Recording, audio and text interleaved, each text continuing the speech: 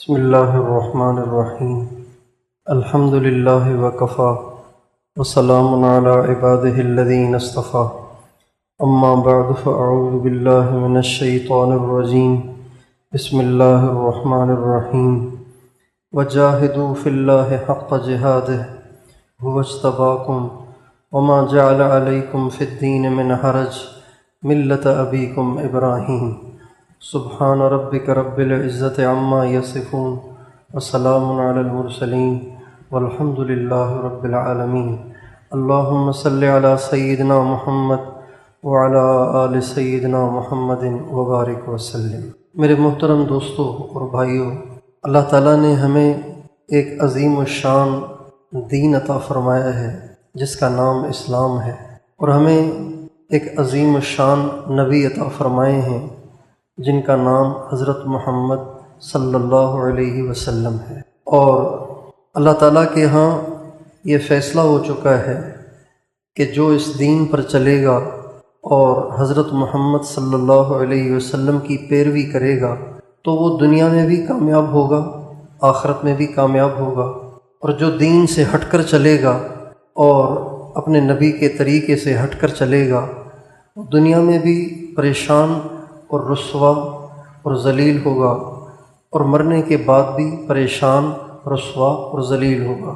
اب یہ اللہ کا فیصلہ ہے جس میں کوئی تبدیلی نہیں ہو سکتی۔ ہم اور آپ اپنے آپ اور اپنے گرد و نواح، اپنے گھر، اپنے رشتہ دار، اپنے اہل و عیال کی زندگی کے طرز اور ان کی زندگی میں غور کریں کہ آیا ہماری زندگیاں اللہ اور اس کے نبی کے حکم کے مطابق ہیں یا ہٹی ہوئی ہیں۔ اگر ہٹی ہوئی ہیں تو اس زندگی کو اللہ کے حکم اور نبی کریم صلی اللہ علیہ وسلم کے طریقے پہ لانے کے ذمہ دار ہم اور آپ، مرد اور عورتیں، ہر ایک ہم میں سے اس کا ذمہ دار ہے۔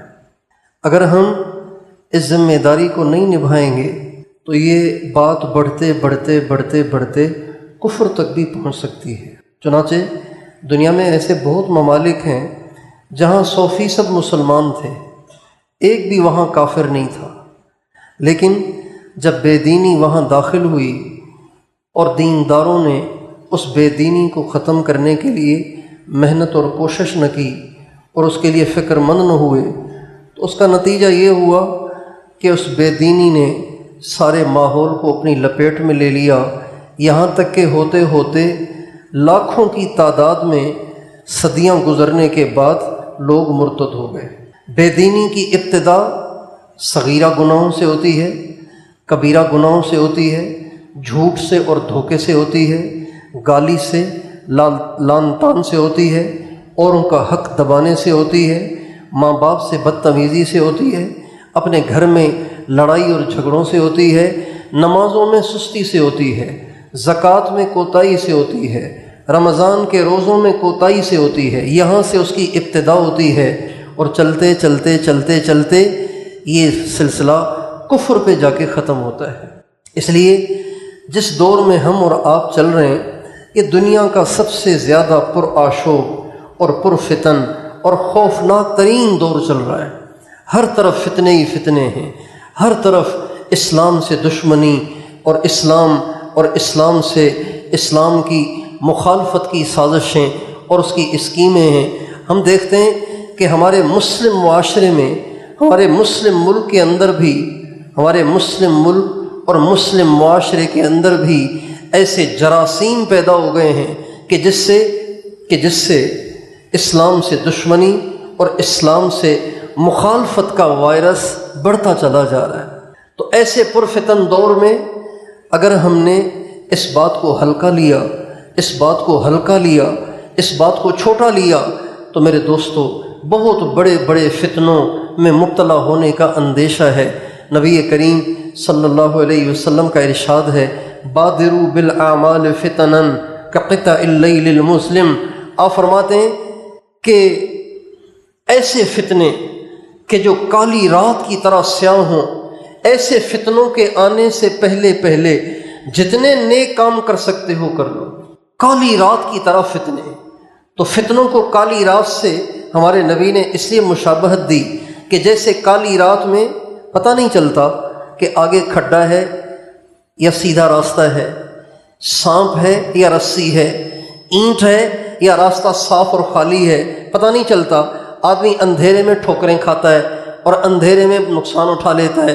ہمارے نبی فرماتے ہیں ایسے فتنے آنے والے ہیں کہ جس میں آپ کو پتہ ہی نہیں چلے گا کہ حق کیا ہے اور باطل کیا ہے۔ آج نئے نوجوان جب سوشل میڈیا پہ بیٹھے ہوئے اسکالروں کی تقریریں سنتے ہیں تو وہ بیچارے سوچ میں پڑ جاتے ہیں کہ ہم جائیں تو کہاں جائیں۔ ایک بات کرتا ہے، دوسرا دوسری بات کرتا ہے، ایک کی ٹانگیں کھینچ رہا ہے، دوسرا اس کی ٹانگیں کھینچ رہا ہے، ایک کو غلط بتا رہا ہے، دوسرا دوسرے کو غلط بتا رہا ہے، تو ہم جائیں تو کہاں جائیں؟ ہمیں تو سمجھ میں ہی نہیں آ رہا۔ چنانچہ یہ ایشو بن جاتا ہے ان کے دین سے ہٹ جانے کا اور دین سے ٹوٹ جانے کا اور دین سے بیزار ہو جانے کا۔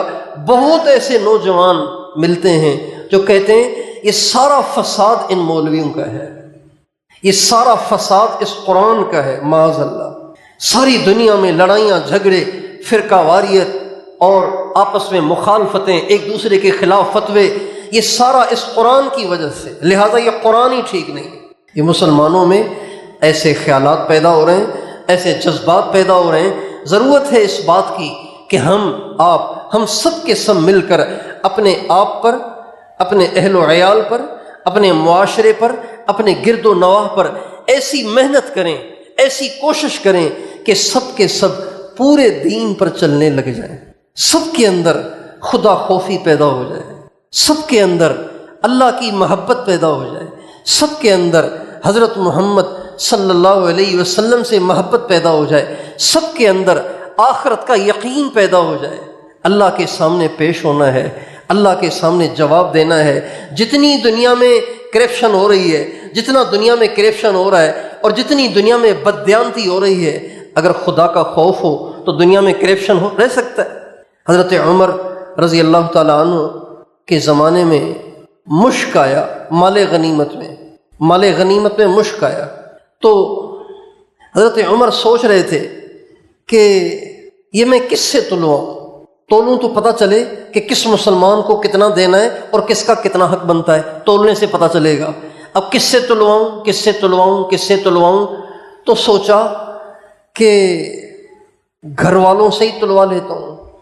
چنانچہ جب گھر میں مشک کو تولنے لگے تو اپنی ناک پہ پٹی باندھ لی، کپڑا چڑھا دیا۔ گھر والوں نے کہا آپ ناک کو کیوں ڈھانک رہے ہیں؟ تو فرمانے لگے مشک کا فائدہ خوشبوئی تو ہے اور کیا ہے، اگر میں اپنی ناک کو کھول لوں اور مشک کو سونگھنا شروع کر دوں، اس کی خوشبو کو سونگھنا شروع کر دوں، تو پھر میں نے تو اور مسلمانوں سے زیادہ نفع لے لیا، جبکہ میرا بھی تو اتنا ہی حق بنتا ہے جتنا عام مسلمان کا بنتا ہے۔ جب اللہ کا خوف پیدا ہو جائے، جب قیامت کی پیشی کا تصور رہے، تو انسان کبھی بددیانتی نہیں کر سکتا، انسان کبھی کسی کا حق نہیں کھا سکتا، انسان کبھی کسی کو دھوکہ نہیں دے سکتا، انسان کبھی کسی کا حق نہیں مار سکتا۔ حضرت عمر بن عبدالعزیز رحمۃ اللہ علیہ بادشاہ تھے، ان کی جو اہلیہ تھیں، اس اہلیہ کا یہ طرح امتیاز ہے کہ وہ تاریخ کی واحد عورت ہے کہ جس کا باپ بھی بادشاہ، اس کا بھائی بھی بادشاہ، اس کا خاوند بھی بادشاہ۔ ایک عورت کے 3 رشتے دار آدھی دنیا سے زیادہ کے بادشاہ گزرے، ان کا نام تھا فاطمہ۔ جب حضرت عمر امیر بنے، شادی تو پہلے ہوئی تھی، جب امیر بنے، خلیفہ بنے، تو اپنی بیوی سے فرمانے لگے تیرے پاس جتنا مال ہے نا، جتنا تیرے پاس سونا ہے، جتنا تیرے پاس زیور ہے، جتنے تیرے پاس کپڑے ہیں، اگر تو میرے ساتھ رہنا چاہتی ہے تو یہ سب کا سب بیت المال میں جمع کرنا پڑے گا۔ اس لیے کہ امیر کو ایسا رہنا چاہیے جیسا ادنا مسلمان ہو۔ حضرت عمر سے کسی نے کہا کہ آپ زیتون کے تیل کے ساتھ روٹی لگا کے کھا لیا کریں، تو فرمانے لگے کیا ہر مسلمان زیتون کے تیل کے ساتھ روٹی لگا کے کھا سکتا ہے؟ اگر نہیں کھا سکتا تو میں کیسے کھاؤں؟ تو فرماتے تھے اگر دریائے دجلہ کے کنارے پر کوئی کتا بھی پیاسا مر گیا میرے دور حکومت میں تو اللہ مجھ سے پوچھے گا کہ عمر دریائے دجلہ کے کنارے پر یہ کتا پیاسا کیوں مر گیا، تو کہاں چلا گیا تھا؟ اللہ کے سامنے پیشی کا خوف، اللہ کے سامنے حاضری کا خوف۔ یہ انسان کوئی بڑے سے بڑا ڈنڈا، کوئی بڑی سے بڑی سزا انسان کو اتنا سیدھا نہیں کر سکتی جتنا اللہ کا خوف اسے سیدھا کر سکتا ہے۔ اللہ کا خوف ہو، اندھیرا ہو، دروازے بند ہو، کوئی نہ دیکھ رہا ہو، پھر بھی انسان برائی نہیں کر سکتا اگر اس کے دل میں اللہ کا خوف ہے۔ کہتے ہیں ایک بادشاہ اپنے کسی ملازم کی بیوی پہ عاشق ہو گیا، تو ملازم کو اس نے کسی بہانے سے باہر بھیج دیا، اس کی بیوی کو کام سے بلا لیا۔ جب بیوی اس محل میں داخل ہوئی تو بیوی سے کہا دروازے کو کنڈی لگا کے آؤ۔ تو بیوی شریف تھی، سمجھدار تھی، پاک باز تھی، سمجھ گئی کہ اس کی نیت خراب ہو گئی ہے، تو یہ گئی اور واپس آ گئی۔ بادشاہ نے کہا کنڈی لگ گئی؟ کہا لگ نہیں رہی، لگ نہیں رہی۔ کہا کنڈی کیسے نہیں لگ رہی؟ کہا لگ نہیں رہی۔ کہا کنڈی کیوں نہیں لگ رہی؟ کہا یہ کنڈی تو لگ جائے گی لیکن بادشاہ سلامت وہاں آپ کنڈی کیسے لگائیں گے؟ دنیا کے انسانوں سے چھپنے کے لیے آپ دروازہ بند کر سکتے ہیں لیکن آسمان کا دروازہ تو آپ بند نہیں کر سکتے۔ وہ اللہ تو آسمانوں سے دیکھتا ہے، چھتوں کے نیچے بھی دیکھتا ہے، اور اندھیر غاروں میں بھی دیکھتا ہے، رات کے اندھیروں میں بھی دیکھتا ہے۔ اس سے آپ کیسے چھپ سکتے ہیں؟ پاک باز عورت کی زبان سے جب یہ بول نکلا اس کے دل پہ ایسا اثر ہوا کہ وہ توبہ طائب ہوا اور اس نے باعزت اس کو بری کر دیا۔ اللہ کا خوف، قیامت کی پیشی کا دھیان اور یقین، یہ بگڑے سے بگڑے انسان کو سیدھا کر دیتا ہے۔ چنانچہ عمر بن عبدالعزیز رحمۃ اللہ علیہ اپنی بیوی سے فرمانے لگے سارا مال جمع کرو، چاہو تو مال رکھو، مجھے چھوڑ دو میں تمہیں طلاق دے دیتا ہوں، اور چاہو مجھے رکھنا چاہو، میرے ساتھ رہنا چاہو تو دنیا کو تمہیں طلاق دینی پڑے گی، یہ سارا مال تمہیں بیت المال میں جمع کرنا پڑے گا، اس لیے کہ یہ سارا مال تمہارے باپ نے تمہیں دیا، تمہارے بھائی نے تمہیں دیا، یہ دونوں بادشاہ تھے اور انہوں نے عوام کا پیسہ تمہیں دیا ہے، یہ تمہارا حق نہیں ہے، یہ تمہیں بیت المال میں جمع کرنا پڑے گا۔ آج کے حکمران کو اگر یہ شعور حاصل ہو جائے، یہ احساس پیدا ہو جائے تو یہ گڑبڑ کر سکتے ہیں، یہ کرپشن کر سکتے ہیں، اور یہ اتنے بڑے بڑے فراڈ کر سکتے ہیں اگر یہ تصور پیدا ہو جائے۔ چنانچہ حضرت فاطمہ قربان ان کی ترجیحات پر، قربان ان کے انتخاب پر، کہ حضرت عمر سے کہنے لگی عمر پیسہ آنی جانی چیز ہے، زیور آنی جانی چیز ہے، کپڑے آنی جانی چیز ہے، یہ سب آپ بیت المال میں جمع کر دیں، میں تو آپ کے ساتھ رہنا چاہتی ہوں، فاقے بھی آ گئے تو برداشت کر لوں گی، بھوک بھی آ گئی تو برداشت کر لوں گی، کپڑے کو پیون بھی لگانے پڑے تو لگا لوں گی، لیکن آپ کو نہیں چھوڑ سکتی۔ یہ وفادار عورتیں ہوتی ہیں، وفادار عورتیں ایسی ہوتی ہیں۔ جو بے وفا عورتیں ہوتی ہیں وہ جب خاوند کو فراخی ہو تو ساتھ رہتی ہیں، اور جب خاوند تنگ دستی کا شکار ہو جائے تو پھر اس سے طلاق کا مطالبہ کرتی ہیں، وہ پریشانیوں میں گر جائے تو طلاق کا مطالبہ کرتی ہیں، لیکن اگر اس کے ہاں مال کی ریل پیل ہو تو اس کے ساتھ رہتی ہیں۔ حضرت فاطمہ نے وفاداری کا ثبوت دیا اور سارا مال بیت المال میں جمع کرا دیا، فقیروں کی سی زندگی حضرت عمر کے ساتھ گزارنے لگ گئی۔ اور حضرت عمر نے امیر بننے کے بعد، آدھی سے زیادہ دنیا کا بادشاہ بننے کے بعد جو زندگی گزاری، وہ ایسی گزاری کہ مورخین نے لکھا ہے اگر خلافت راشدہ کا تمغہ حضرت علی اور امام حسن کے بعد کسی کو دیا جائے تو سب سے پہلے اس کے حقدار حضرت عمر بن عبدالعزیز ہیں۔ آپ علیہ السلام کا ارشاد ہے خلافت میرے بعد 30 برس تک رہے گی، 30 برس تک رہے گی۔ 29.5 سال حضرت ابوبکر، حضرت عمر، حضرت عثمان، حضرت علی میں تقسیم ہو جاتی ہے، اور 6 مہینے حضرت امام حسن کی خلافت شمار ہوتی ہے۔ یہ ٹوٹل 30 برس ہو گئے۔ یہ 30 برس خلافت راشدہ کا دور ہے۔ مورخین لکھتے ہیں اگر اس کے بعد بھی خلافت راشدہ کا لقب کسی کو دینے کی گنجائش ہے تو اس کے سب سے پہلے حقدار حضرت عمر بن عبدالعزیز ہیں، اور ان کے بعد پھر امام مہدی ہوں گے۔ امام مہدی خلیفہ راشد ہوں گے۔ فقیروں والی زندگی گزاری۔ حضرت فاطمہ رحمۃ اللہ علیہا فرماتی ہیں کہ حضرت عمر جب سے خلیفہ بنے تب سے ان کو غسل کی حاجت نہیں ہوئی۔ کیوں؟ اس لیے کہ دن کو مخلوق کی خدمت کرتے تھے، رات کو خالق کی عبادت کرتے تھے۔ دن کو مخلوق کی خدمت کرتے تھے، رات کو خالق کی عبادت کرتے تھے، اس لیے ٹائم ہی نہیں ملا کہ سارا خلافت کا زمانہ تقریباً 2.5 برس ان کی خلافت کا زمانہ ہے۔ حضرت ابو بکر کا زمانہ بھی 2.5 برس، حضرت عمر بن عبدالعزیز رحمۃ اللہ علیہ کا زمانہ بھی 2.5 برس۔ 2.5 برس میں ان کو غسل کی حاجت نہیں ہوئی۔ ایک دفعہ ایک عورت آئی حضرت عمر بن عبدالعزیز رحمۃ اللہ علیہ سے ملنے کے لیے، کسی نے بتایا کہ یہ ان کا گھر ہے۔ جب وہاں پہنچی تو دیکھا کہ ایک شخص اپنے پاؤں سے گارا بنا رہا ہے۔ تو اندر گئیں تو عورت بیٹھی تھی، کہا آپ فاطمہ ہیں؟ کہا جی۔ کہا آپ کے خاوند ہیں امیر المومنین کہاں؟ یہ سوال جواب چلتے رہے تو حضرت عمر بن عبدالعزیز نے دیکھا کہ یہ کون عورت ہے جو میری بیوی سے سوال جواب کر رہی ہے۔ جب انہوں نے نظر اٹھائی تو وہ عورت حضرت فاطمہ سے کہنے لگی یہ تمہارا ملازم کون ہے جو میری طرف دیکھ رہا ہے؟ یہ تمہارا ملازم کون ہے جو میری طرف دیکھ رہا ہے؟ ملازم ہی ہو سکتا ہے، گارا کون بنائے گا؟ ملازم ہی بنائے گا، کوئی وقع بادشاہ تو گارا نہیں بنائے گا۔ تو حضرت فاطمہ کہنے لگیں اللہ کی بندی، یہ میرا ملازم نہیں، یہی میرا خاوند، آدھی دنیا سے زیادہ کا بادشاہ امیر المومنین حضرت عمر ہے۔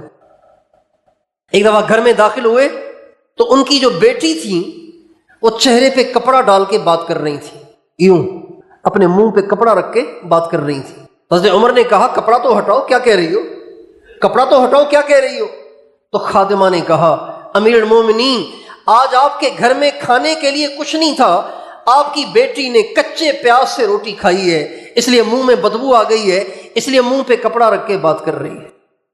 حضرت عمر نے جب یہ بات سنی نا کہ بیٹی نے کچے پیاز سے روٹی کھائی ہے تو آنکھوں میں آنسو آ گئے اور رونے لگے اور فرمانے لگے بیٹی میں تمہیں بڑے اچھے اچھے کھانے کھلا سکتا تھا، لیکن اوروں کا حق مار کر سرکاری خزانے میں سے مال نکال کر اگر میں تمہیں روٹی کھلاتا، میں تمہیں چوپڑی روٹی کھلاتا، اچھے اچھے کھانے کھلاتا تو بھی دوزخ میں جاتی، میں بھی دوزخ میں جاتی، اور دوزخ کو نہ تو برداشت کر سکتی ہے نہ میں برداشت کر سکتی۔ میرے دوستو، آج ہمارا معاشرہ اللہ کے یقین سے، آخرت کے یقین سے، جہنم جنت کے یقین سے خالی ہو گیا ہے، محروم ہو گیا ہے۔ آج صرف دنیا کی رنگینیاں ہمارے سامنے ہیں، ہماری مائیں بھی بچوں کو یہی پٹی پڑھاتی ہیں، ہمارے باپ بھی اپنے بچوں کی یہی ذہن سازی کرتے ہیں کہ بس یہی دنیا ہے، اسی دنیا میں مزے کرنے ہیں، اور پڑھو، اور اچھے اسکولوں میں پڑھو، اور اچھے کالجوں میں پڑھو، اور زیادہ نمبر لو، اور زیادہ ڈگریاں لو، اور زیادہ پیسے کماؤ، اور اچھی گاڑی لو، اور اچھا بنگلہ بناؤ۔ یہی مائیں ذہن بناتی ہیں، یہی باپ ذہن بناتے ہیں۔ اس لیے آج ہمارا سارا معاشرہ دنیا کی محبت میں ایسا گرفتار ہو گیا ہے، اس دلدل میں ایسا دھس گیا ہے کہ آج اس بات کا بھولے سے بھی خیال نہیں آتا کہ میں نے مرنا ہے بھائی، اللہ کے سامنے پیش ہونا ہے، حساب ہوگا۔ آپ قرآن کو ترجمے سے پڑھیں گے تو کوئی پارہ، کوئی سورت، کوئی پارہ، کوئی ربع اس سے خالی نہیں ہے کہ جس میں اللہ تعالیٰ نے کہیں نہ کہیں قیامت کا تذکرہ نہ کیا ہو۔ نکاح کے احکام ہیں، شادی کے احکام ہیں، طلاق کے احکام ہیں، وراثت کے احکام ہیں، لیکن جگہ جگہ اللہ تعالیٰ فرما رہے ہیں واتقوا اللہ، اللہ سے ڈرو، اللہ سے ڈرو، اللہ سے ڈرو، اللہ سے ڈرو۔ احکام بیان ہو رہے ہیں شادی کے، احکام بیان ہو رہے ہیں وراثت کے، احکام بیان ہو رہے ہیں طلاق کے، احکام بیان ہو رہے ہیں معاملات کے، اور جگہ جگہ اللہ کہہ رہے ہیں واتقوا اللہ، لوگو اللہ سے ڈرو۔ یا ایھا الناس اتقوا ربکم ان زلزلۃ الساعۃ شیء عظیم یوم ترونها تذہل کل مرضعۃ عما ارضعت وتضع كل ذات حمل حملها وترى الناس سكارى وما هم بسکارا ولکن عذاب اللہ شدید۔ اے لوگو اللہ سے ڈرو، قیامت کا زلزلہ بڑی زبردست چیز ہے، بڑا زبردست ہولناک وہ لمحہ ہے، اور وہ ایسا لمحہ ہوگا، وہ ایسا دن ہوگا، ایسی گھڑی ہوگی کہ ہر دودھ پلانے والی اپنے بچے کو بھول جائے گی اور حمل والی اپنا حمل گرا دے گی۔ تو دیکھے گا ایسے جیسے لوگ نشے میں ہوں، حالانکہ نشے میں نہیں ہوں گے۔ اللہ کا عذاب اتنا سخت ہوگا، اللہ ایسا غیظ و غضب میں ہوگا کہ ان سب کی عقلیں اڑی ہوئی ہوں۔ سارا قرآن بھرا پڑا ہے۔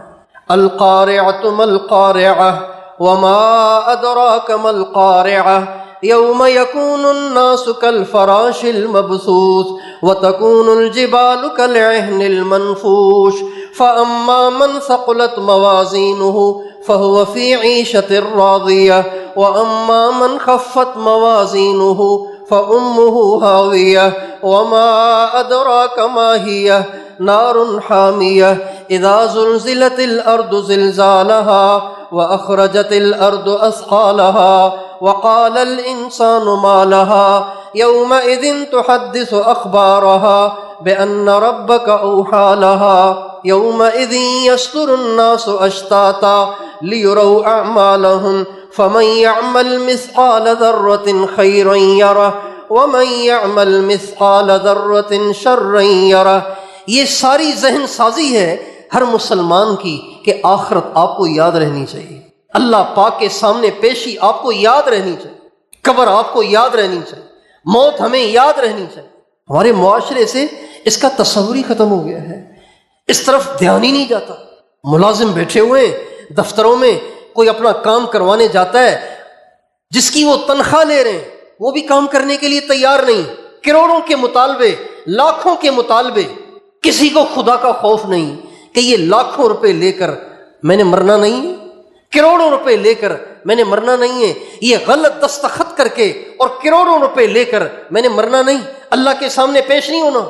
ہر طبقہ آج آخرت سے غافل ہے۔ آپ دکانداروں کو دیکھ لیجئے، ناپ تول میں کمی، دو نمبری، کہنا کچھ دینا کچھ، جھوٹی قسمیں، جھوٹی باتیں کہہ کر اپنی چیزیں بیچنا، یہ ایک عام معمول بن گیا ہے۔ ہمارے نبی کا ارشاد ہے اس دکاندار کو اللہ قیامت کے دن بالکل معاف نہیں کرے گا، اس دکاندار کو اللہ تعالیٰ قیامت کے دن بالکل معاف نہیں کرے گا جو جھوٹی قسم کھا کر چیزیں بیچتا ہے، اس کو اللہ بالکل معاف نہیں کرے گا، اور بلکہ فرمایا نہ اللہ اس کو معاف کرے گا، نہ اللہ اس کو دیکھے گا، اور اس کے لیے دردناک عذاب ہوگا۔ کس کے لیے؟ جو جھوٹی قسم کھا کے سامان بیچتا ہو۔ اللہ کی قسم 1000 کی خرید ہے، حالانکہ خرید تو 800 کی ہے، 200 روپے بڑھا کے بتا رہا ہے، جھوٹی قسم 200 روپے بچا رہا ہے جھوٹی قسم کھا کے۔ علماء کرام کہتے ہیں یہ جو جھوٹی قسم کھا کے چیز بیچتا ہے، یہ جو نفع اس کو ملا ہے حرام ہے۔ کھا رہے ہیں دکاندار، کسی کو خوف نہیں کہ قبر میں کیا ہوگا، موت کے وقت کیا ہوگا۔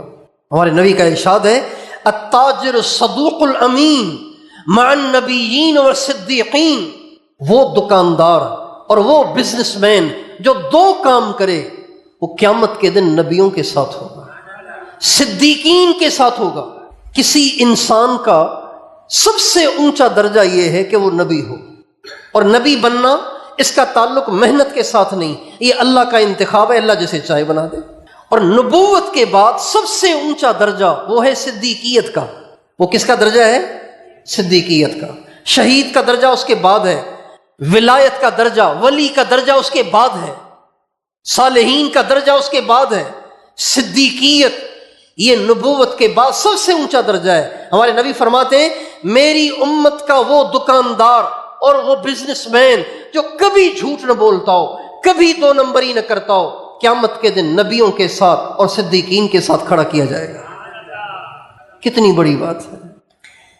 اچھا، کسی چھوٹے عمل پہ بڑا انعام اس وقت ملتا ہے جب وہ چھوٹا عمل مشکل ہو، آسان ہو تو نہیں ملتا۔ المعونۃ علی قدر المعونہ، جتنی انسان مشقت اٹھاتا ہے اتنا اس کو اجر ملتا ہے۔ تو یہ جو انعام ہے نا، یہ جو اس پر ملنے والی فضیلت ہے، یہ بتا رہی ہے کہ یہ آسان نہیں ہے، یہ مشکل کام ہے۔ دکاندار ہو اور بالکل صاف صاف بات کرے، مشکل ہے۔ دکاندار ہو اور بالکل دو نمبری نہ کرے، مشکل ہے، یہ مشکل ہے۔ اسی وجہ سے اس چھوٹے سے کام پہ نبیوں اور صدیقین کے ساتھ کھڑے کیے جانے کا انعام ہے، مگر یہ تب ہوگا جب قیامت کا یقین ہوگا، اللہ کا خوف ہوگا۔ میرے دوستو، آج ہمارے معاشرے میں اس کی محنت نہیں ہے، دنیا داری ہے، دنیا داری ہے، دنیا کے تذکرے، دنیا کی باتیں، دنیا کے نفع، اسی کے چرچے، اسی کے تذکرے، اسی کی باتیں ہیں۔